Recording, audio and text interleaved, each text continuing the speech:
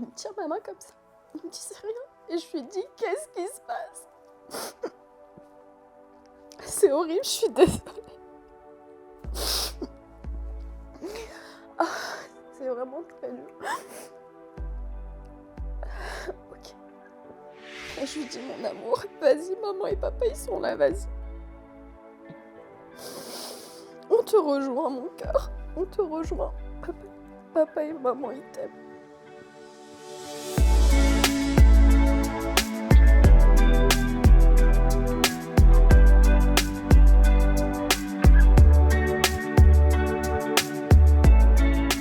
Bonjour Cam Makeup, Coucou Sam. ravi d'être en ta compagnie. Alors tu réunis plus de 1,5 million d'abonnés sur tous tes réseaux sociaux confondus, que ce soit TikTok, YouTube ou encore Instagram. Et tu proposes des contenus make-up, des contenus paranormaux, mais également pas mal de story time. Aujourd'hui avec ma communauté, on va apprendre à mieux te connaître, on va revenir sur ton histoire, sur ton parcours. Bienvenue. Merci de m'accueillir. Je suis très heureux. J'aimerais dans un premier temps, c'est Camilla, c'est ça? Exactement. Voilà. Je peux t'appeler Camilla ou tu préfères Cam Makeup? Je préfère Cam. Cam, allez. Cam, j'aimerais dans un premier temps qu'on fasse connaissance, voilà. Simplement, tu m'expliques un peu d'où tu viens, comment tu définirais ton enfance, ton histoire de vie. Partage-moi un bout de toi. Alors moi, j'ai grandi dans une famille, une maman, un papa, une grande sœur, dans un pavillon, dans une ville calme, avec des petites, des copines. À l'école, ça se passait super bien. Vraiment, j'ai eu une très belle enfance. Après, une adolescence un petit peu plus compliquée, mais je pense comme beaucoup de personnes. Bien sûr. Pourquoi compliqué? Dans quel sens? Dans le sens où j'ai souffert de TCA. Je pense, ouais, c'était en seconde. Donc les troubles du comportement alimentaire, Trouble du comportement alimentaire, ouais. c'est-à-dire ça se manifestait comment? En fait, j'ai toujours été un peu en surpoids et c'est vrai que j'en ai beaucoup souffert. Collège, les enfants sont très très méchants, donc on m'appelait grosse vache, mammouth, etc., etc. J'en ai beaucoup souffert et en fait, au lycée, j'ai eu je suis rentrée dans les troubles du comportement alimentaire. J'ai perdu 20 kilos, je m'alimentais plus.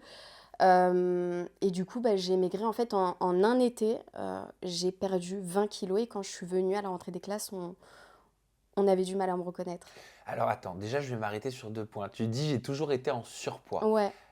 Tu parles comme si c'était encore le cas. Ça veut dire que tu t'estimes en surpoids? Ah oui, là, je suis en surpoids, enfin, j'ai eu 2 grossesses. Je, je sais pas, on a le droit de grossir. C'est pas ça, c'est que on va dire qu'avec l'âge et en étant adulte, je sais, c'est factuel, je suis en surpoids, mais je le vis pas mal comme je l'ai vécu quand j'étais en seconde et donc au lycée, à 15 ans. Mais quand tu étais en seconde, quand tu étais au lycée, comment tu étais pour te qualifier en surpoids?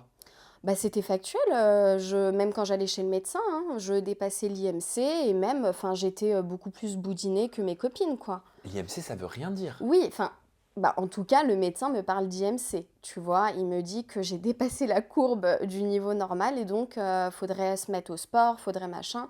Va falloir perdre un peu de poids, Mais pour qu'on mademoiselle. te dise, enfin que des camarades, enfin c'est pas des camarades, mais te disent mammouth, etc., Ouais. euh, ça veut dire que tu étais tellement en surpoids selon toi que ça conduisait ces autres élèves à utiliser des Non. qualificatifs aussi horribles? Non, je pense juste qu'ils étaient juste cons, quoi. Tu vois, quand t'es petit, t'es con. Enfin, même quand t'es adulte, il y en a qui restent cons. Mais non, c'est juste que ce sont des personnes totalement débiles qui voulaient faire leur intéressant, comme quelqu'un qui va être traité de sac d'os ou tu vois. Enfin, c'est tout un monde, hein, lycée, collège, et cetera. Tu te fais tailler pour tout et n'importe quoi. Bigleuse quand tu portes des lunettes, moi c'était le surpoids, donc Et ces troubles du comportement alimentaire, ils t'ont conduit à avoir quel type de comportement justement? c'était très compliqué parce que j'ai dû aller voir une diététicienne spécialisée dans les troubles du comportement alimentaire, justement, qui m'a réappris qu'il fallait que... et puis surtout que j'ai souffert également de dysmorphie. C'est-à-dire que moi, j'avais perdu tous mes kilos, j'étais descendue très bas, et pourtant, je voyais toujours la moi d'avant. Donc, j'étais pas satisfaite de... Et donc, je voulais encore plus maigrir, sauf que là, on rentrait dans quelque chose de très dangereux. Et je faisais souvent des malaises, je terminais souvent aux urgences. Oui, tu devais avoir une tension très basse. très basse. Et donc ma mère, au bout d'un moment, elle s'est dit non, faut que je fasse quelque chose. Donc elle m'a dit écoute ma fille, on va aller voir une diététicienne spécialisée là-dedans et on va guérir cette maladie. Je pensais ne jamais en guérir, hein, Tu te faisais franchement. vomir? Non, parce que je déteste vomir et je suis un peu hémétophobe, tu vois. Donc non, mais Donc j'aurais bien aimé. tu te sous-alimentais Je me, uniquement et c'est très grave. je me sous-alimentais et j'allais pas dire buter, mais c'est un peu familier, mais le sport jusqu'à m'évanouir, quoi. Ok. Et Ouais. est-ce que tu avais des grosses fringales? Ouais, oui, bien sûr, parce que quand te restreins énormément, bah après tu peux faire de l'hyperphagie. Oui. Et donc j'avais des crises d'hyperphagie. Je mangeais mais de tout et du n'importe quoi. Une conserve d'haricots, j'allais te la finir, puis ensuite je passais à du sucré, puis ensuite je te mangeais du salé. Enfin, c'était du n'importe quoi. Il fallait juste que je me remplisse. Mhm. Et ensuite tu culpabilises, donc tu manges pas pendant 2 jours. Mhm. Et c'est un cercle vicieux. Pourquoi il fallait que tu te remplisses autant? Est-ce que tu as fait une thérapie? Est-ce que tu as su, en devenant femme, en devenant adulte, d'où ça venait, sachant que tu nous as expliqué juste avant, tu nous as parlé de ton enfance comme d'une enfance très simple, normale, dans un pavillon, avec mon père, ma mère, en famille, comme si en fait il n'y avait rien qui pourrait te conduire adolescente à avoir ces troubles. Bah, je pense que je pense pas que le fait de me remplir, c'était par rapport au fait que je devais combler quelque chose à l'intérieur de moi. C'est juste que je donnais tellement plus à mon corps que naturellement, il fallait que lui, enfin, tu vois, se nourrisse pour pas mourir. Tu vois ce que je veux te Mais dire? tu te comparais, tu voulais être comme certaines que tu voyais? Ah oui, bien sûr, les actrices. Et puis, je sais pas si tu te souviens, il y a 10 ans, c'était la mode d'être très très fine. Skinny, Avant que Kim Kardashian débarque, la mode, c'était vraiment être skinny, mais à la Kate Moss. voilà, exactement. Et donc, forcément, je regardais leur corps et je disais, je vais être comme ça. Ah, tu voulais être une brindille. Ouais, Aussi. Seulement, on a tous des morphologies bien différentes. sûr. Et puis même, enfin, aujourd'hui, je sais pas ce qui m'intéresse tellement, tu vois. Ok, est-ce que c'est pour ça que le drama que tu as vécu il y a quelques mois avec Noémie, ma belle, semble t'avoir impacté? Ah ouais, énormément. Alors, juste pour expliquer ce qui s'est passé, vous vous retrouvez à un event Ouais, ensemble. Je crois que vous étiez déjà croisés une fois, exactement. hein, c'est ça? Euh, et donc, tu expliques, bah tiens, on va la regarder, Allez, l'extrait vidéo. Tu allez, expliques sur tes réseaux sociaux, sans la citer, ce qui se serait passé. On regarde. allez. Mentir, je suis pas du tout à l'aise pour vous faire cette vidéo parce que c'est une story time, drama, influenceur, etc. J'ai une boule au ventre carrément. Hier, j'étais à l'événement d'Huda Beauty pour la sortie de son nouveau mascara. Et là, je croise une influenceuse, cette fameuse influenceuse avec qui il y a eu le drama, euh, que j'ai rencontrée une fois dans ma vie. C'est une influenceuse télé-réalité. Et là, avant même qu'elle me dise bonjour, elle me fait « Eh mais t'as grossi ?» Elle me dit « Mais s'il te plaît, grossis plus là par contre. » Et j'ai même encore envie de pleurer, c'est une catastrophe. Pardon, mais ça se fait pas de dire ça aux gens, on dit pas ça aux gens. Et après, j'ai commencé à... Enfin, il y avait plusieurs influenceuses qui ont commencé à rire, mais de gêne. Tu te souviens Très bien. de cette soirée? Alors, j'ai deux questions qui me viennent. Pourquoi ne pas avoir cité Noémie dans cette vidéo, dans cette story time que tu fais? Et qui étaient ces influenceuses qui étaient autour et qui semblaient gênées selon toi? Bah, je vais pas divulguer le nom des influenceuses pour pas les mettre encore plus dans la sauce parce qu'en soi c'est une histoire qui est passée. Donc à la limite ça, bon. Mais, pourquoi j'ai pas cité Noémie? Tout simplement parce que ouais, je voulais pas tellement qu'elle ait... En fait, je pensais pas qu'elle allait s'exprimer, elle, disant c'est moi qui lui ai dit ça, etc., etc. Parce Euh, qu'elle a été reconnue, il me semble, c'est Elle ça? a été reconnue, Donc exactement. c'est pour ça qu'elle s'est exprimée. C'est pour ça qu'elle s'est exprimée. Après, la citer ou non, je trouve que ça change pas la morale de l'histoire, en fait. La morale de l'histoire, c'est juste que je voulais dire, vous savez pas ce que les gens, en fait, ont vécu avant. Et donc, dire t'as grossi, t'as maigri. Et puis surtout qu'elle m'a dit, ne grossis plus, tu vois. C'est hyper violent. En mode, je la dérange, tu vois. Genre, je dérange sa vision si je grossis encore plus. Enfin bref, et en fait, ça m'a tellement choquée. Et quand elle m'a dit ça, j'ai fait mine que ça me touchait pas. Mais je peux te dire que le flashback de tout ce que j'ai vécu, collège, etc., qui a fait que je suis rentrée dans de l'anorexie mentale, c'est revenu. Je me suis pris une grosse vague dans ma tête. Alors, est-ce que tu l'as pris comme ça? Et ma question, elle est vraiment très ouverte, parce que justement, tu as vécu tout ce que tu nous as partagé avant, Bien sûr. mais Noémie ne le savait pas.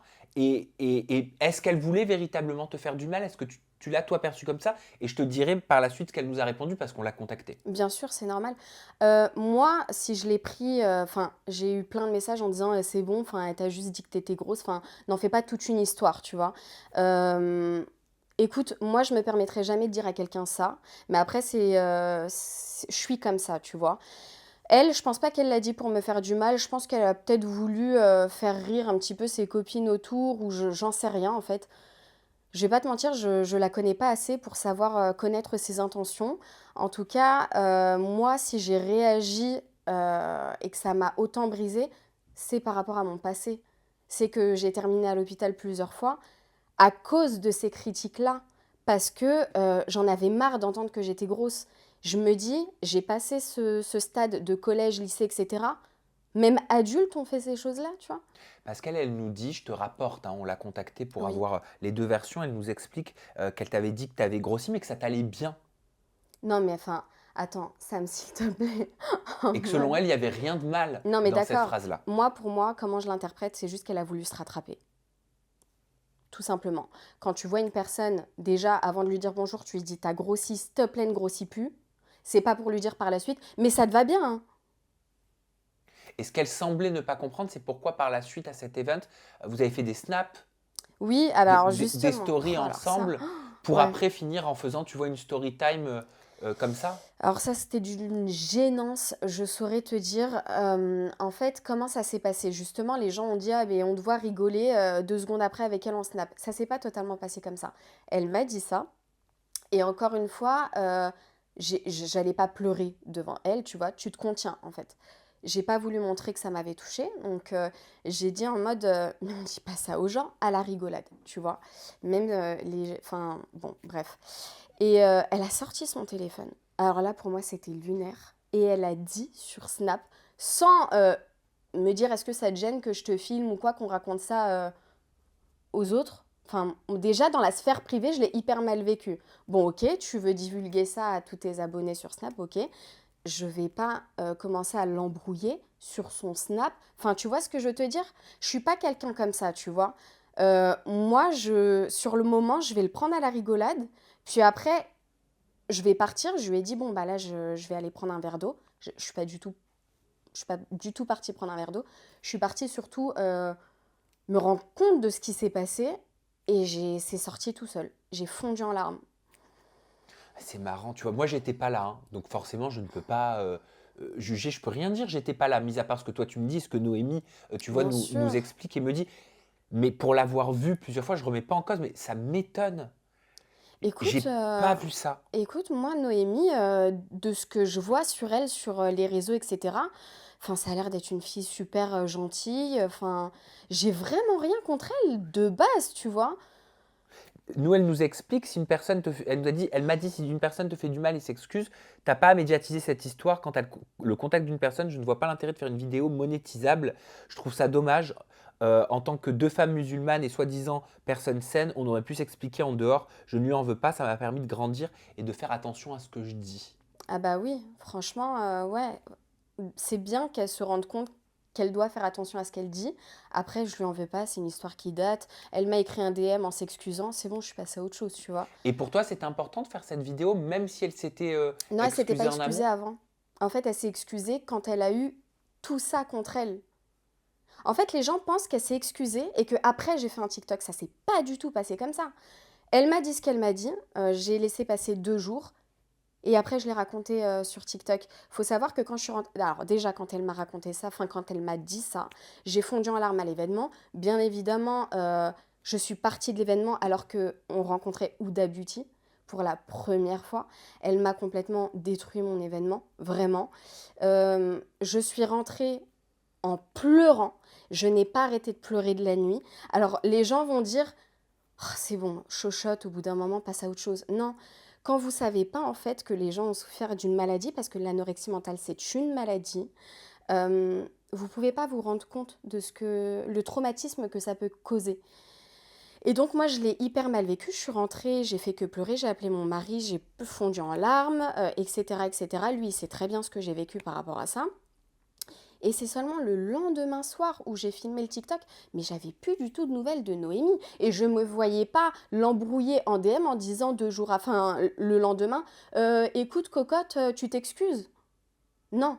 Moi je suis connue pour faire des story time sur mon TikTok. Il y en a à foison. D'ailleurs j'ai été connue pour mes story time et anecdotes Sephora.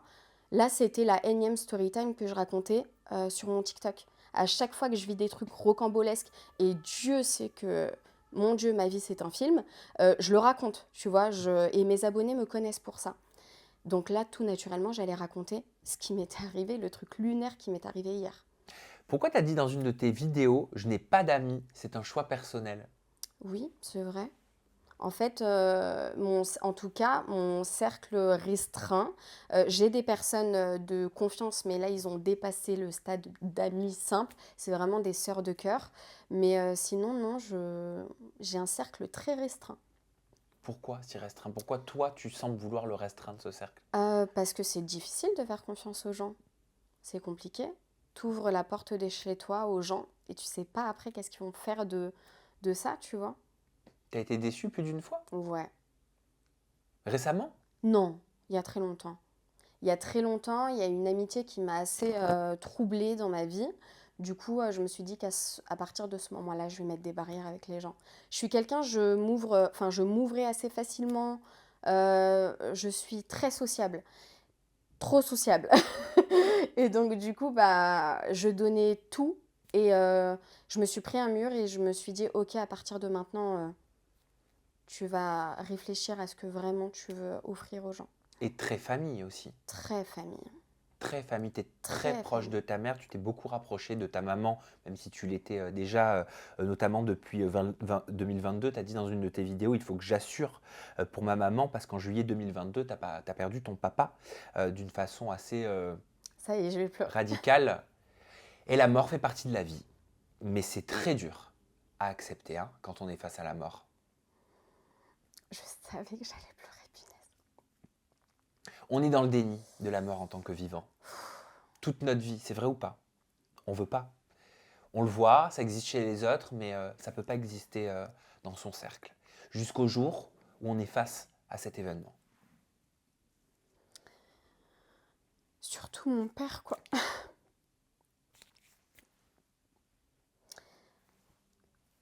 Tu veux un mouchoir? S'il te plaît. Je suis désolée. Tiens. Merci, c'est gentil. Merci beaucoup. Avec plaisir. Ouais.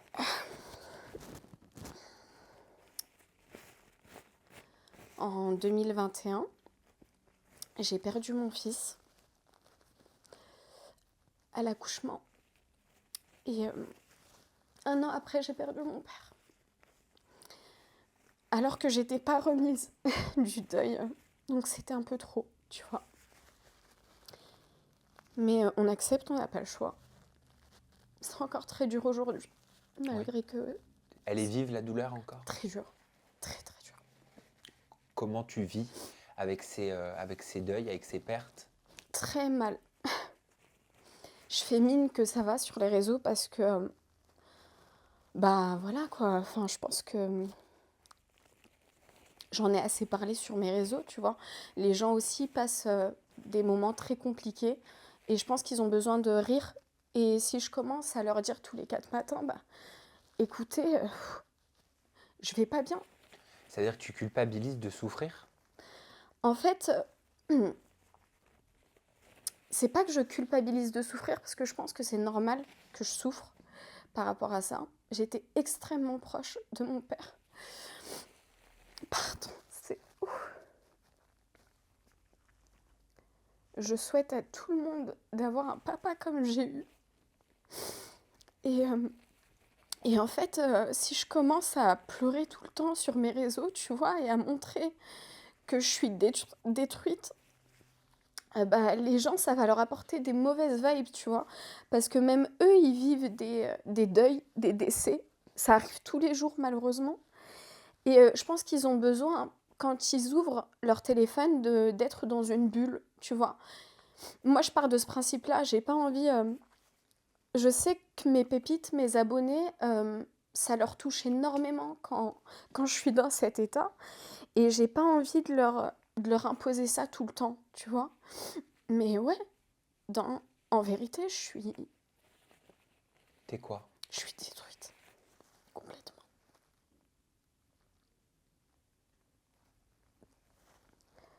T'as l'impression que tu te reconstruiras jamais? Je sais pas quand, ça fait 1 an et demi que j'ai perdu mon père, 2 ans et demi que j'ai perdu mon fils. Et j'ai toujours des images atroces dans ma tête, en fait. T'as quoi comme image? Et j'ai mon fils sur moi qui est en train de décéder. Et j'ai mon père à la morgue. C'est des images qui me hantent, en fait. Y a pas un jour qui se passe sans que tu aies ces images? En fait, tout dépend des moments. Il y aura des jours où je vais pouvoir dealer avec, me dire ok, Hmm. ok, ça va, calme, ça va. Et il y a des jours où je peux pas. Et je reste chez moi, enfermée, je fais rien, je fais que pleurer. Et, euh, et ça commence à faire long, tu vois. Hmm. Mais c'est récent, 2 ans. Ouais, 2 ans pour un fils, 1 an et demi pour un papa. ouais, C'était hier. ouais, ouais, C'était ouais. hier. C'est récent, mais en même temps, c'est très long, tu Oui, vois. bien sûr. Parce que tu te demandes quand est-ce que tu vas un petit peu sortir la tête de l'eau. C'est ça. Et j'ai une meilleure amie, mais c'est comme une sœur de cœur, qui a perdu son papa à 15 jours d'intervalle du mien. Et elle vit exactement la même chose. Et franchement, ce qu'on a vécu, on se connaît depuis 12 ans. Et le fait qu'on perde notre père à 15 jours d'intervalle, on les connaissait mutuellement, hein, elle venait tout le temps chez moi. Et donc, elle vit exactement la même chose, tu vois. Mm. Donc, je me dis pas, c'est moi qui ai un problème, pas du tout. C'est juste que ça fait long, on a envie de pouvoir se dire, punaise, la vie, elle est trop belle, quoi. Tu vois. Mm. Et c'est quelques mois avant le départ de ton papa que tu perds ton premier enfant. C'est 1 an, un peu plus d'1 an, le 4 juin 2021. Ouais. Tu fais un rendez-vous médical Ouais, chez le gynécologue, c'est ouais, ça.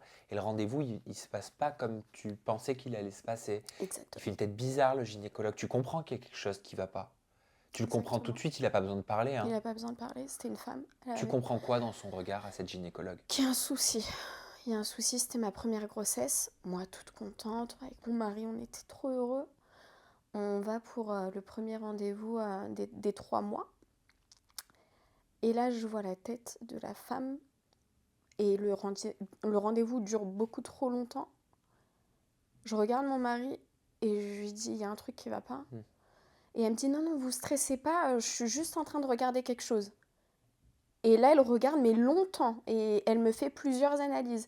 Elle me dit, écoutez, je comprends pas ce qui se passe, il faudra revenir. Là, le stress monte, mais quand même, tu relativises. Moi, je suis une personne quand même qui relativise beaucoup. Et je me dis, non, on pense positif. De toute façon, on n'est pas au courant, donc ça sert à rien de... Et en fait, ouais, elle a vu qu'il n'y avait pas de liquide amniotique, ou du moins, pas comme il le faut. Et c'est pas bon. C'est vraiment pas bon. C'est-à-dire que le bébé, il était condamné.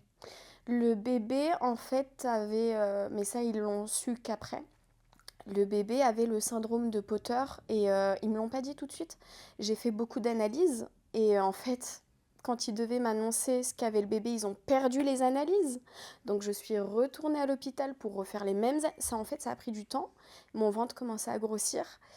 Et quand ils m'ont annoncé que mon bébé avait le syndrome de Potter, donc pas de rein, absence partielle ou totale de rein, et qui m'ont dit de toute façon, quoi qu'il arrive, il va pas vivre. C'est-à-dire qu'on t'a expliqué que en arrivant à terme, le jour de la naissance, enfin, il était condamné, il ne pourrait pas vivre à la naissance. Oui, on m'a dit en fait qu'il pourrait pas vivre sans rein. On ne vit pas sans rein. Et moi, j'aurais dit, mais vous faites pas des greffes dans ces cas-là? Ils disent non, en fait, sur un bébé qui vient de naître, c'est trop compliqué de faire une greffe de rein. Et même, enfin, il y a pas de greffe de rein de nourrisson, enfin non, ils font pas ça. Et sauf que j'étais à un peu plus de 4 mois et je voulais pas prendre la décision d'arrêter la grossesse. Ils te l'ont proposé? Bien sûr, ils m'ont même dit là, il faut arrêter, faut arrêter la grossesse. Il faut l'enlever. Il faut l'enlever. Là, il J'étais... n'y a plus une histoire de 3 mois, là. Non, C'est-à-dire, là... là, il y a un problème, c'est-à-dire que Ah oui, c'était... est-ce que ça pouvait mettre en danger ta santé aussi, Cam? non, parce Non? que ça, ils auraient pris la décision eux-mêmes. En fait, ils ont dit, quoi qu'il arrive, si votre santé est Est mise en en jeu, danger, ouais, on vous pose même pas la bien question. sûr. Et donc, tu décides, tu fais le choix d'aller jusqu'au terme de cette grossesse Oui, avec cet enfant, tout en sachant que cet enfant que tu portes, que tu fais grandir, ne pourra pas vivre. oui, ouais. En fait, c'est bête, mais tu te dis, il y aura un miracle peut-être qui va se passer, ou peut-être qu'il y a une erreur médicale. J'ai L'espoir vou- te tient. j'ai voulu y croire. J'ai voulu y croire. Et puis je me suis dit, quoi qu'il arrive, je suis pas capable de prendre cette décision. Je préfère laisser Dieu la prendre. Si le bébé doit partir, il partira. Les médecins ne savaient pas. Enfin, au début, ils me disaient, le bébé va mourir dans votre ventre. Bon, quand ça faisait 7, 8 mois, ils m'ont dit, bon, il était censé mourir dans votre ventre. Là, écoutez, peut-être qu'il va vivre à la naissance, il peut vivre 1 heure, un jour, une semaine. Il y a des bébés qui ont déjà vécu une semaine, tu vois, syndrome de Potter. En fait, je vais t'expliquer. Je me permets une Bien question, Cam. sûr. T'espérais qu'il vive une semaine? Moi, ouais, j'ai espéré qu'ils vivent tout court, en fait. J'ai espéré qu'ils vivent et qu'il y ait une erreur médicale et qu'on me dise, écoutez, on s'est trompé, enfin, le bébé est fiable, il va vivre. Donc, t'entendais ce qu'on te disait, on te parlait de cet enfant que tu portais, qui était condamné, qui ne pourrait pas vivre, et toi, ça veut dire que t'avançais dans cette grossesse en te disant quand même, on sait jamais. Ouais, complètement. C'était une forme de déni, tu Ouais, crois, je avec du pense. recul? Ouais, Tu te complètement. protégeais? Ouais, complètement.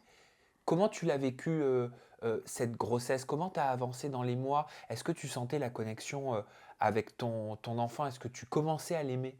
En fait, quand ils m'ont annoncé ça, j'ai pas voulu avoir de connexion avec Malek parce que je me suis dit, je vais, quand il va mourir, je vais crever avec lui, c'est pas possible. Sauf que la connexion se fait tout seul. Tu sens ton bébé bouger et en plus, quand t'as pas de liquide amniotique, c'est encore enfin c'est plus intense, ça veut dire que lui il est pas dans une piscine d'eau si tu veux, donc sa main je la sentais sur mon ventre, tu vois, je sentais tout, il n'y avait pas de séparation entre moi et le bébé, il était vraiment, je sentais tout. Ça aussi c'est un sujet qui me...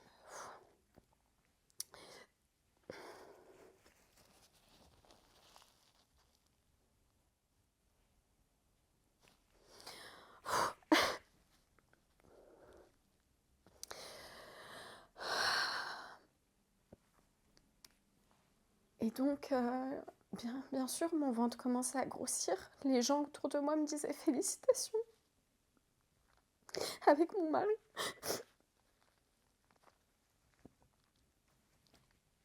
Bien sûr que j'ai lâché et puis je lui ai parlé, je lui ai dit mon bébé, je t'aime. Je t'aimerai jusqu'à la fin de ma vie. Je t'oublierai jamais.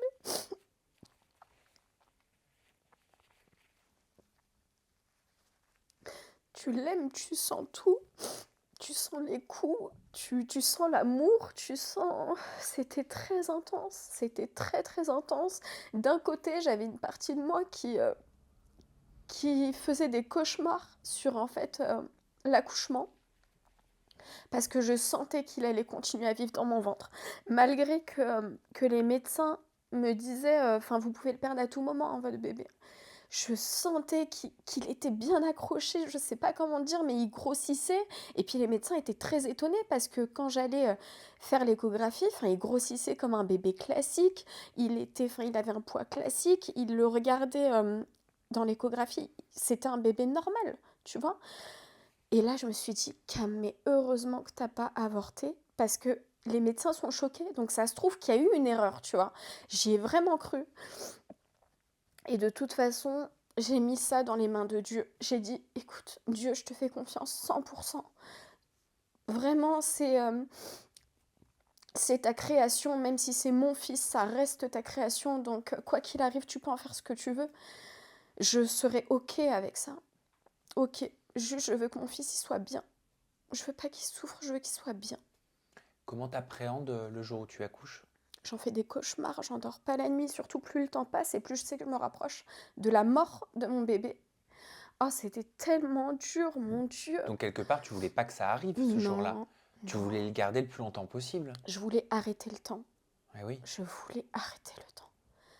C'était tellement beau ce que je vivais. C'était d'un côté tellement beau parce que je sentais tout l'amour de mon premier bébé. Je savais pas si c'était une fille ou un garçon parce qu'à l'échographie, sans le liquide amniotique, ils n'arrivaient pas à voir le sexe. Eh oui, donc tu pouvais pas lui donner un prénom, tu Non, pouvais pas. je l'appelais mon bébé. Donc, j'arrivais quand même, malgré ça, à... Je sentais tellement l'amour qu'il me donnait. Mais j'en faisais des cauchemars. En fait, je revenais vite à la réalité, aux médecins, en fait, à la voix des médecins. Et puis aussi, quand je vais à l'hôpital, je suis très surveillée. Tous les mois, j'y vais. Et je vois la tête, en fait, à chaque fois des médecins qui regardent mon dossier, genre, ah, bah écoutez, on va vous mettre dans une salle particulière. Et tu vois, je n'étais Hmm, pas considérée comme... tu le sentais. Ah oui, Et l'accouchement, il se passe comment? horrible.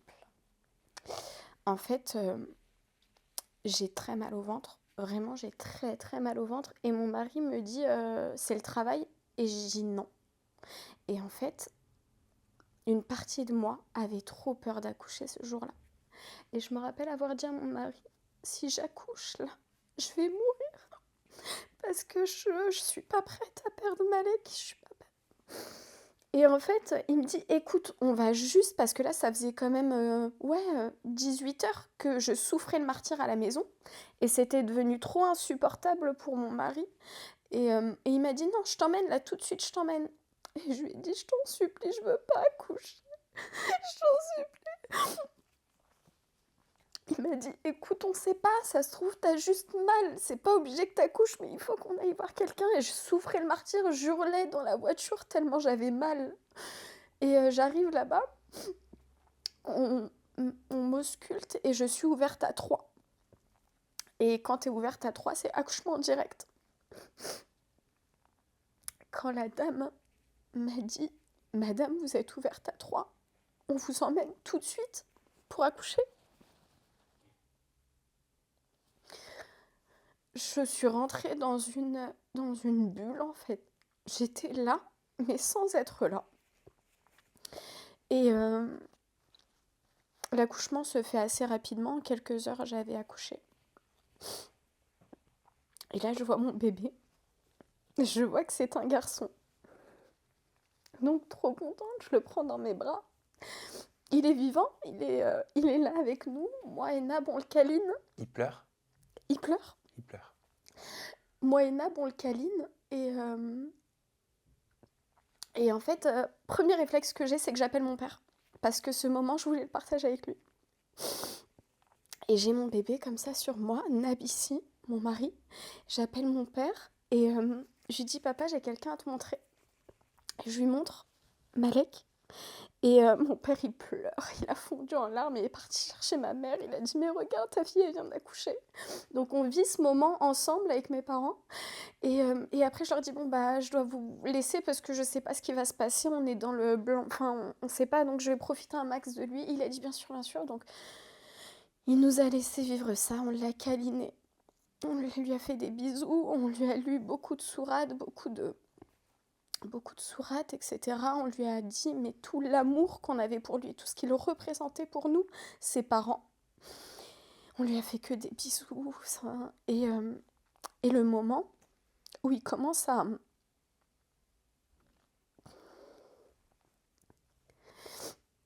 manquer d'oxygène. Tu le savais, on t'avait prévenu? Non. Non. Ah, t'étais pas préparée? J'étais pas préparée. Et là, Tu paniques? oui. Là, je regarde mon mari, je dis, qu'est-ce qui se passe? Et lui, il a compris, mais il voulait pas me le dire. Il me tire ma main comme ça. Il me dit, c'est rien. Et je lui dis, qu'est-ce qui se passe? C'est horrible, je suis désolée. vraiment très dur. Ok. Et du coup, mon bébé, c'est comme il agonise en fait. Il n'arrive plus à respirer, je le sens. Je pleure pas, je reste forte devant lui et je lui dis mon amour, vas-y, maman et papa ils sont là, vas-y. On te rejoint mon cœur, on te rejoint. Papa et maman ils t'aiment. Et là-bas, il n'y a plus rien.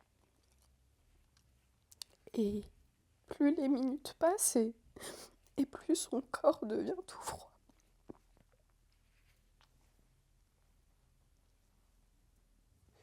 Vous êtes seul ou t'es accompagné? On est seul.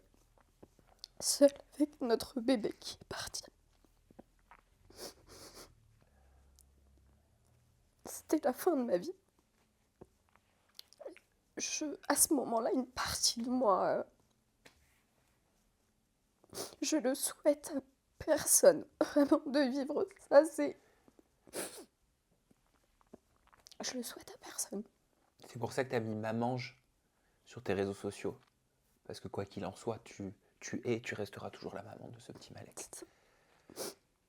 Ok. Tu penses à lui, bien sûr, mais à l'après. Le jour, c'est horrible ce que je vais te dire, mais on est de passage sur cette terre, Bien sûr. tu le sais mieux que personne. Tu le reverras. Tu le sais. Oui. Ça te tient? Oui.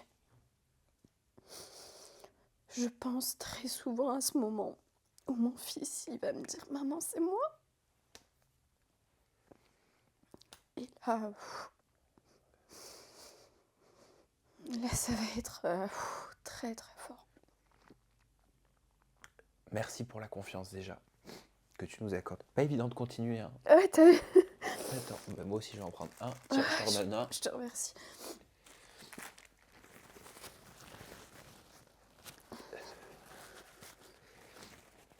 Tu arrives à vivre ta nouvelle grossesse facilement ou t'es traumatisée par ce que tu as vécu? Je suis traumatisée. Je suis traumatisée et j'ai vraiment pas envie de revivre ça. Parce que j'ai l'impression de donner déjà toute mon énergie pour sortir, pour continuer à vivre après ça. Donc je me dis, si ça m'arrive encore, je sais pas si j'aurai la force de pouvoir Tenir? tenir. Vraiment, je Mais suis à bout de force. tu tombes enceinte? Je tombe enceinte 7 mois après. Quand j'ai appris que j'étais enceinte, j'ai pleuré toutes les larmes de mon corps. Et j'ai dit, j'ai pas envie de vivre ça. J'ai pas envie de revivre ça. Mon mari, toujours positif, qui me soutient et qui me dit, non, ça va aller, tu vas voir. Tout va bien se passer, tu vas voir. J'essaye de faire confiance à Dieu un maximum et je le vis, mais quand même, je suis très inquiète. Parce que je comprends pas pourquoi ça m'est arrivé, tu vois. Je comprends pas, enfin, c'était mon premier bébé, et puis tu te dis, dans ta tête, c'est humain, mais tu te dis, ça arrive qu'aux autres. Finalement, ça n'arrive pas qu'aux autres, et ça arrive à beaucoup de femmes alors pas forcément le syndrome de Potter, mais des problèmes par rapport au bébé. C'est pas anodin de faire un enfant en bonne santé. Et ça, tu le sais pas forcément quand tu t'es pas dans ce monde-là, tu vois. Donc je me suis dit, ça se trouve que c'est moi qui ai un problème. Mais pendant la grossesse avec Malek, on m'a fait toute analyse. On a vu aussi tout ce qui se passait dans mon arbre génétique. Et c'était pas génétique, c'était juste comme ça, quoi. Ça arrivait comme ça. T'es rassurée au fil des semaines et des mois qui passent pour cette deuxième grossesse? T'arrives quand même à lâcher un peu prise? Non, Pas du tout. non. Ça a dû être dur. C'était extrêmement dur. C'était extrêmement long aussi. Mais oui. Et puis, je me mettais un masque, tu vois. Tu peux pas dire... Enfin, quand quelqu'un te dit toutes mes félicitations, t'as pas envie de lui dire attends que j'accouche et voir s'il continue à vivre. Oui, tu peux pas y croire en fait jusqu'à Non. ce moment-là. Et le jour de l'accouchement, t'arrives à le vivre sereinement ou t'es aussi angoissée que pendant la grossesse? En fait, j'ai eu une chance énorme, c'est que ma sage-femme, c'était une pépite, donc une abonnée à moi. Elle savait très bien ce que j'avais vécu. Et donc, elle m'a rassurée, mais encore, enfin, 10 fois plus qu'une personne classique, Oui. tu vois. Et donc, elle m'a beaucoup, beaucoup aidée à le vivre bien. Mais en fait, j'ai pas soufflé à partir du moment où on a passé en fait les 30 minutes, parce que Malek est décédé au bout de 30 minutes. Quand mon fils Yacine quand j'ai accouché mon fils Yacine, donc il est sorti, etc., je l'avais sur moi. Comment te dire que j'ai revécu exactement l'accouchement de Malek? Surtout qu'il lui ressemblait, mais comme... Enfin, 2 gouttes d'eau. Donc, quand je l'ai eu comme ça, j'ai regardé mon mari et il a eu le même regard en mode, il lui ressemble énormément. C'est-à-dire, t'as presque cru que c'était lui, Oui, que c'était Malek, franchement, oui. C'est deux bébés conformes. que c'était une réincarnation. Mais c'était les mêmes. Et j'ai regardé... Enfin, il y a eu un bug, tu vois. Et en fait, j'ai soufflé dès que j'ai vu, ok, ça fait 1 heure que j'ai accouché, le bébé n'est pas mort. C'est bizarre ce que je te dis. Mais il est pas mort. C'est bon. Ok, c'est bon, tout se passe bien. Ok, c'est bon, tu peux souffler, profite de ton bébé. C'est qu'à partir de ce moment-là où j'ai pu profiter de mon bébé. C'est là que t'as pu un peu souffler, C'est ça. après 9 mois d'angoisse. Voilà. Donc t'as été maman 2 fois. Oui. Bah oui. Mm. T'es prête à avoir un 3e enfant? Oui, je pense que je suis... Je sais pas. On n'est jamais prêt, Ouais, en vrai. ouais. C'est une question bête que je suis en train de te Je sais poser. Mais est-ce que tu te laisserais le bonheur de, de faire naître un 3e enfant? Oui, je pense que, bien évidemment, les traumatismes de ma première grossesse, quoi qu'il arrive, ils sont là. Donc Oui. je peux pas m'inventer une vie, tu vois. Forcément, je vais être inquiète, etc. Mais c'est pas pour autant que je refuse l'idée d'avoir un 3e enfant. Mm. J'ai un peu plus confiance déjà. J'ai vu que la grossesse avec Yacine s'était parfaitement passée. Yacine, Dieu merci, est en parfaite santé. Donc, tu vois, ça m'a redonné un peu plus confiance. Bien sûr, mais c'est normal.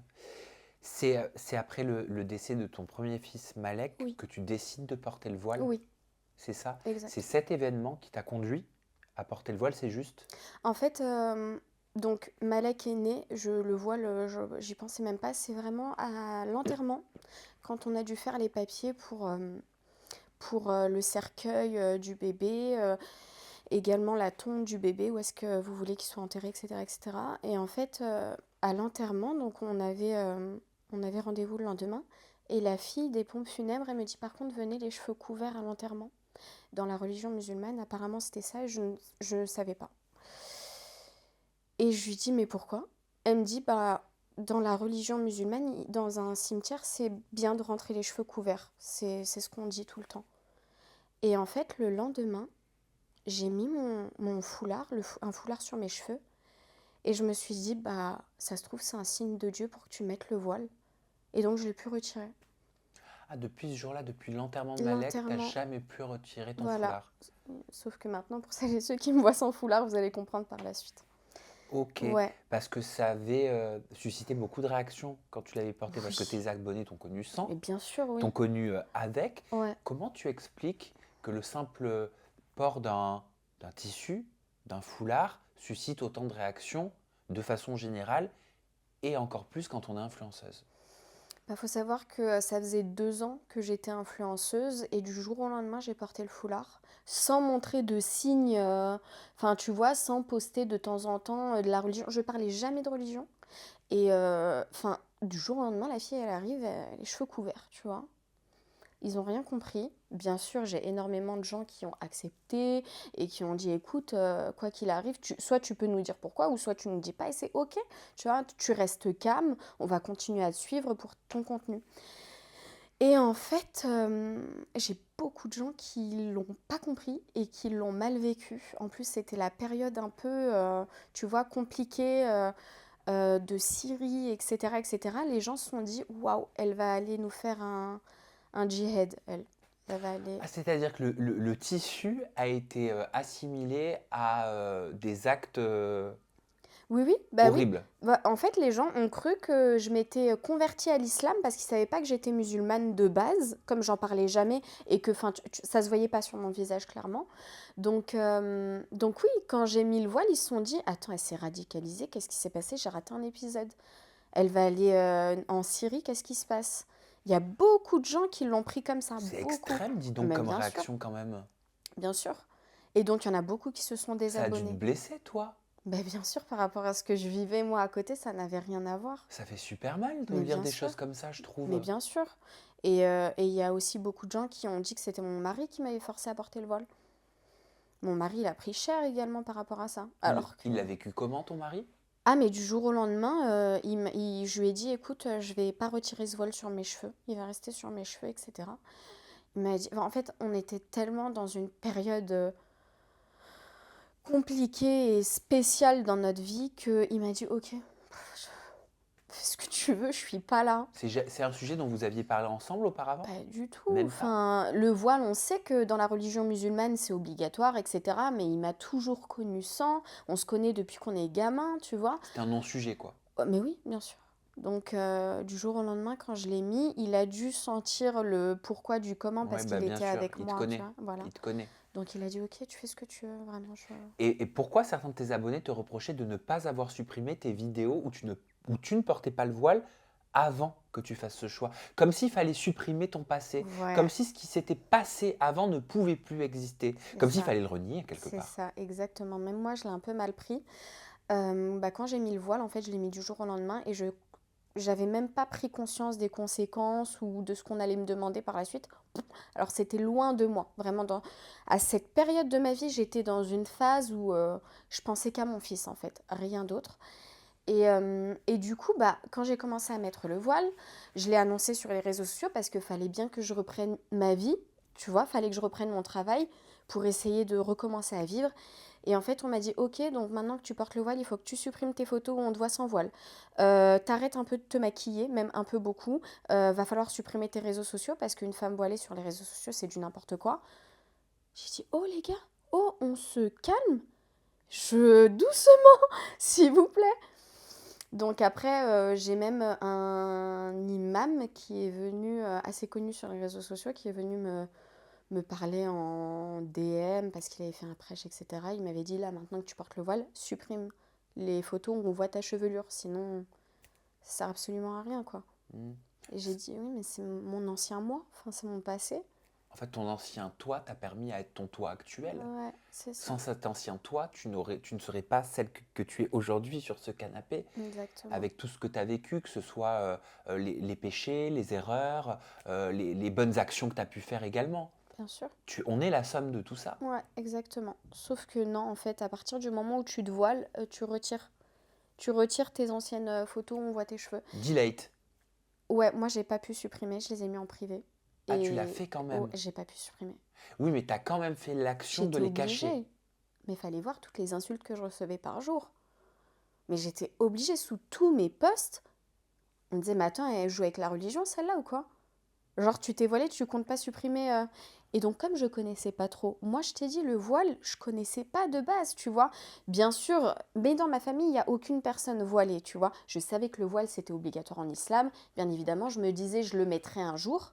Mais je savais pas tout ça, tu vois. Bien sûr, mais quand bien même il y a des règles, quand bien même il y a des dogmes, quand bien même il y a des choses à suivre, quelle que soit la religion, est-ce qu'il n'y a pas une part de soi entre soi et le divin? Le rapport à la spiritualité, il est aussi, il y a une part de personnel. Toi, tu viens de nous expliquer quel événement t'a conduit à porter le voile. L'événement qui t'a conduit à porter le voile n'est pas le même qui a conduit une autre femme à le Bien sûr, porter. bien sûr, Toutes les histoires sont différentes. bien sûr. Il n'y a pas une seule règle, une seule histoire, on est Non, d'accord. bien sûr, bien sûr. Donc il n'y a pas une seule bonne raison de le porter. Mais bien sûr. Alors pourquoi ne pas faire preuve de tolérance? Ah, mais ça, faut le demander aux gens. Moi, de base, je voulais pas supprimer. Bah, en plus, pour te dire, j'ai des vidéos que je ne pouvais pas supprimer étant donné que c'était des collaborations qui devaient durer un certain temps. J'ai signé des contrats, etc., etc. Impossible de supprimer. Je crois que c'était les 4-5 vidéos où j'étais non voilée et je montrais un produit. Faut voir combien de fois on m'a envoyé un DM. T'as oublié cette vidéo-là. Et celle-ci aussi. Là, on te voit. Et faut voir sous les commentaires de la marque.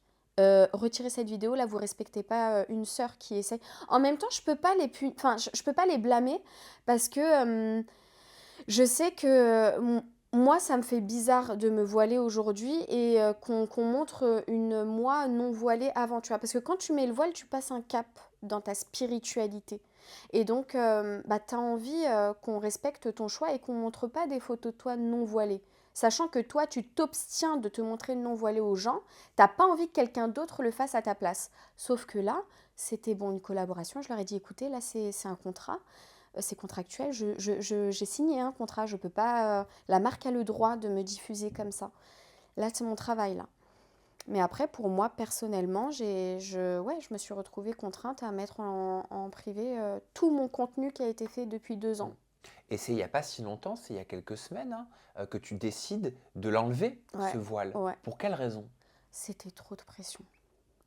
C'était trop de trop de trop. Ça n'allait jamais. C'était jamais assez bien. C'était, rien qu'en te parlant, je suis fatiguée. Mm. Franchement. De base, le voile, il représentait quelque chose de très puissant pour moi. Et il avait toute une histoire, le voile que j'avais sur ma tête. Et en fait, ça faisait 2 ans et demi que je le portais. J'ai retiré il y a quelques semaines. Et pendant ces 2 ans et demi, mais j'ai pris cher. Mais mon Dieu, voilée 2.0. Une voilée sur TikTok qui se maquille, on aura tout vu.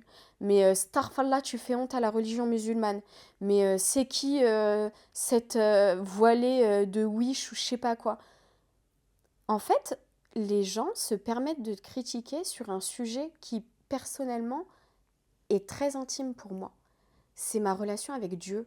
Là, vous jugez ma relation avec Dieu, tu vois. Il se permettait de commenter ma relation avec Dieu et ça, j'arrivais plus à le supporter. On me traitait de personnes ouais, qui faisaient honte à la religion musulmane, clairement. Donc, quelque part, c'est à contre-cœur que tu le retires. Ouais. Ça te manque? Est-ce que ça me manque Bah écoute, j'ai vécu 25 ans sans voile, 2 ans avec. Donc en vrai de vrai, j'ai plus vécu non voilé que voilé. Donc me manquer, je le vis pas mal. Je vis pas mal le fait que je l'ai retiré, tu vois. Euh, Après, ça a été un tout, vraiment un tout. Ça a été pas, enfin, je l'ai pas retiré juste pour les critiques comme je le vois sur les réseaux sociaux. Je me fais critiquer matin, midi, soir depuis des années. C'est pas par rapport à ça. Ça a été un tout. Est-ce que tu es beaucoup jugé? Est-ce que tu es aussi beaucoup critiqué? Est-ce que tu es beaucoup commenté sur cet acte Ah que tu as eu il y a oui, quelques semaines d'enlever ce voile? mais tous les jours. Ça s'est arrêté? Ça s'est calmé par rapport à quand tu le portais? Ou c'est pareil? Non, ça s'est calmé. C'est-à-dire que je prenais cher tous les jours. En fait, pendant des années, j'ai pris cher sous mes commentaires parce que on voit ton cou, on voit une mèche de cheveux, Starfall se maquille, arrête les réseaux, machin, machin, machin. Tu fais honte à ton mari, plein de trucs comme ça. Donc ça, c'était quotidiennement quand je portais le voile. Là, c'est vrai que depuis que je l'ai retiré, allez, j'ai eu 2 semaines où on a fait que m'insulter à droite à gauche. J'ai eu beaucoup de soutien par rapport à mes sœurs voilées qui ont pris mon dos, qui ont dit écoutez, mais ce que vous faites, c'est du n'importe quoi, etc. Bien évidemment, j'ai eu beaucoup d'insultes et il y a certaines personnes qui se sont permises de parler de mon fils et de mon père. Donc pour moi, ces personnes-là n'ont pas d'âme, vraiment. Et je leur souhaite vraiment ce qu'ils méritent. Mais ouais, ça a été beaucoup d'acharnement, beaucoup d'insultes, mais ça a duré à peu près 2, 3 semaines. Même des insultes de sœurs voilées? Oui, voilé ou non voilé. Ah oui, il y a de tout. Même hommes, hommes, femmes non voilées, femmes voilées, il y avait de tout. Ça a dû être dur, hein. Ah, mais c'était. Je m'obligeais à pas regarder parce que Bah, sinon. t'as pas le choix. Ah, mais Tu sinon, vis tu. plus. Ah ouais, tu vis plus. Et puis, t'as de l'énervement qui monte en toi, t'as Bah envie de oui. tout casser, ça sert à Puis tu rien. peux pas avancer dans ta vie, tu peux pas avancer dans tes projets parce que tu es rattrapé tout le temps par ces horreurs. Exactement, non. Non, non, je me forçais à pas regarder. Je me suis dit, écoute Cam, tu sais très bien quitter. Essaye de garder que le positif. Là, ça va se calmer. Et de toute façon, mes proches ils m'avaient dit, tu vas passer par 2 semaines hard, Oui. de bad buzz, etc., etc. Ils vont être très durs, les gens avec toi. Et après, ça va s'essouffler. C'est vrai, ça s'est essoufflé. Bon, t'étais bien entouré. Ouais, C'est l'essentiel ouais, dans un moment comme ouais, ouais. celui-là. Et ben pas évident quand même d'être une influenceuse, une maman, d'avoir ses convictions, sa spiritualité sur les réseaux sociaux. Non, et puis surtout, je tiens à le faire. J'envoie énormément de courage à toutes mes sœurs voilées sur les réseaux sociaux. elles prennent super cher, vraiment. Et je suis vraiment écœurée des personnes qui font ça parce qu'en fait, ce qu'ils font, c'est pas dans le bon sens. Au lieu d'essayer calmement de dire, bah écoute, voilà. Et même, normalement, quand tu fais un rappel, c'est dans la religion, il y a des règles à respecter quand tu mets le voile, etc. Et un rappel, ça se fait pas en public et ça se fait pas genre. Il y a des règles pour faire un Oui, bien rappel sûr. et tout le monde ne peut pas faire un bon rappel, tu vois. Donc, je souhaite beaucoup de courage à mes sœurs voilées, vraiment. Sur les réseaux sociaux ou pas sur les réseaux sociaux. Et bravo à toi aussi pour Merci. ton courage, Cam. Merci. T'as envie de quoi pour les semaines, les mois à venir? C'est quoi tes projets? J'ai envie d'être heureuse. C'est un beau projet, ça. Ouais. Et vraiment, à chaque fois qu'on me demande, vas-y, fais un vœu, etc., là, ça porte bonheur, je demande qu'à être heureuse. Tu le seras J'espère. un jour. En tout cas, tu vas te rapprocher petit à petit, toujours plus du bonheur comme toi, tu le conçois. Merci pour ta générosité, Cam. Merci à toi, En Sam. interview, en toute intimité, merci beaucoup. On te retrouve sur tes réseaux sociaux. Ton compte Instagram, c'est cam-make-up. Ton compte TikTok, c'est cam-make-up. Et ta chaîne YouTube, c'est Cam Makeup. Calmez Tout tout partout. simplement. Merci. Merci à vous pour votre bienveillance. Dans les commentaires, c'est hyper important. On se retrouve très bientôt avec une nouvelle personnalité, toujours des confidences en toute intimité. Prenez bien soin de vous et des autres. Bye bye.